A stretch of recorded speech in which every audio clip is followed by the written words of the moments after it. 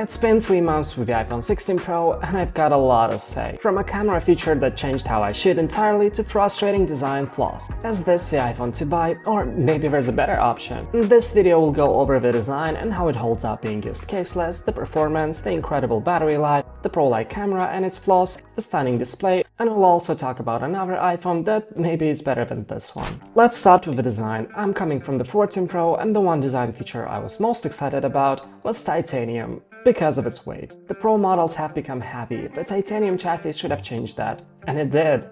On the 15 Pro, but the 16 Pro, despite its new design, is back almost to the same weight as we had on the 14 Pro, unfortunately. That said, the rounded off edges and touch with a slightly lesser weight still manage to get a much better feel in your hand. The phone is also more slippery because of that, but it's a non-issue if you put it in a case. Me though, I've been using the iPhone 16 Pro caseless as I have any other iPhone and it's held up like a champ. We've got some very minor scratches on the display that are barely noticeable even after quite a few drops, including on concrete. The frame has held up extremely well, probably even better than the stainless steel on my 14 Pro. I don't see any dents or scratches, and the color, by the way, looks really good, much better than on Apple's renders. If you're considering going caseless, this phone won't let you down. Now, performance. In the first month, I've experienced constant freezes, lags, and display unresponsiveness, which was hella frustrating. But credit where it's due, Apple's iOS updates phased out the issues. Now the iPhone 16 Pro runs as smooth as butter, so if you wanted to wait out the problematic release phase which every iPhone goes through, I can safely say that all the issues are gone.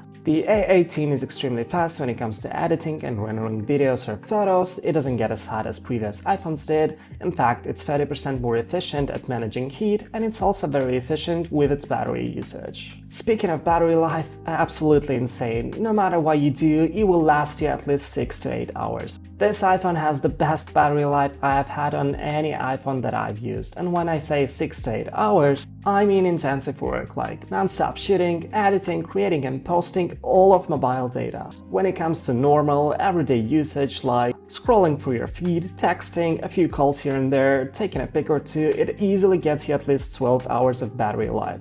There's not been once where I had to plug in my iPhone by the end of a day. Although I have to confess that I have a wireless charger in my car and in every room at home, so occasionally I throw it on a charger here and there, but since I use my phone 24/7, even in the car because it's connected to CarPlay with navigation and Spotify, it barely gets any charge. And besides that, I end up with around 50% of battery life by the end of the day regardless. The only time I manage to get it below 20% is when I would use it for recording in log and editing videos on the fly. Or that time I took it on a road trip as my single main camera and shot pictures with video while also editing and posting them for the whole day. So I can confidently say that battery life is a non-issue on this phone.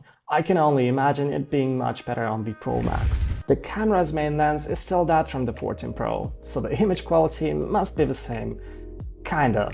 In a point-and-shoot scenario, yes, but there has been a significant improvement in shutter speed, enabling 4K 120 FPS and the ability to freeze the frame. For example, previously falling snow would blur out, especially if it was snowing heavily, but now you can get instant 48 megapixel photos without introducing any blur to your photo or having to wait for it to process to take a second photo, even in Pro RAW. Apple also allows you to crop into the sensor, giving you different focal lengths despite it being the same sensor as on the 14 Pro, so this is also an upgrade, even if it's just at a software level. The 5x telephoto lens on the regular Pro model is another standout. Just look at the reach and the background compression that it gives. If anything, this is one of the features that truly make your iPhone look like a real camera. The quality is exceptional as long as there's enough light.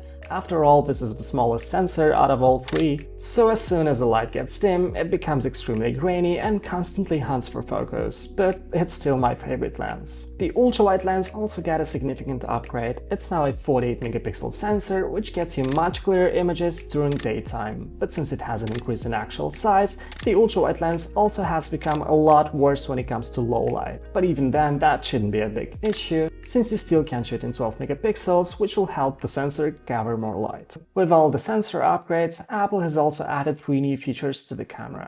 Those are photographic styles, audio mix, and the camera control button. Photographic styles allow you to either use them as a color preset or fine-tune the processing, giving you more control over the photos. My advice is to stick to the standard style and lower the tone by -50. That way the iPhone will stop overblowing the shadows and will get you a far more professional look that resembles a real camera. Audio Mix is a feature that allows you to transform the audio recorded on your iPhone into studio-grade audio, decreasing background noise and focusing more on your voice. And the camera control button allows you to take a photo, swipe between camera features, or lock the focus on an object, all by pressing on it with different levels of force. At least that's how it's supposed to work, but it turned out to be a complete failure. It's not comfortable to press in landscape or portrait, it's easy to press accidentally, so it brings up random menus all the time, and pressing it to take a photo often shakes the phone, introducing blur into your images. The only good thing about it is being able to open the camera from a side button. Everything else can be disabled, so I just use it to launch the camera. Beyond that, it's more of a hindrance than a help, so don't base your buying decision off that. The display now goes as low as 1 nit, which is perfect for nighttime use. It's just bright enough for you to see without disturbing anyone else. I wish they did the same with the volume, because even on its lowest setting, it's kind of loud. The bezels have shrunk quite a bit, making older iPhones feel kinda ancient next to it.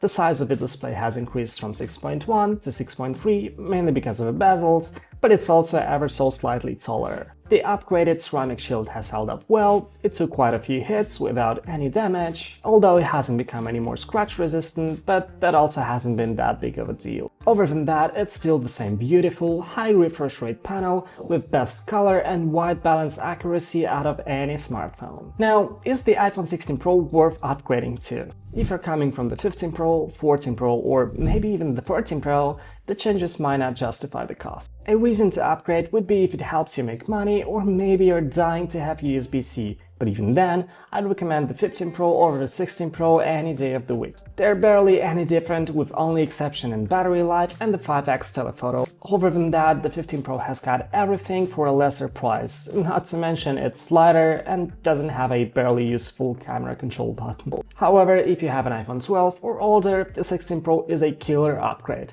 The quality of life improvements would be massive. Incredible battery life, a stunning display, top-notch cameras, and exceptional mics. This is a phone built to last for the next 5 years. So that's been my experience with the iPhone 16 Pro over the last 3 months. Let me know, would you upgrade? Share your thoughts down in the comments. Like, subscribe, and I'll see you in the next one.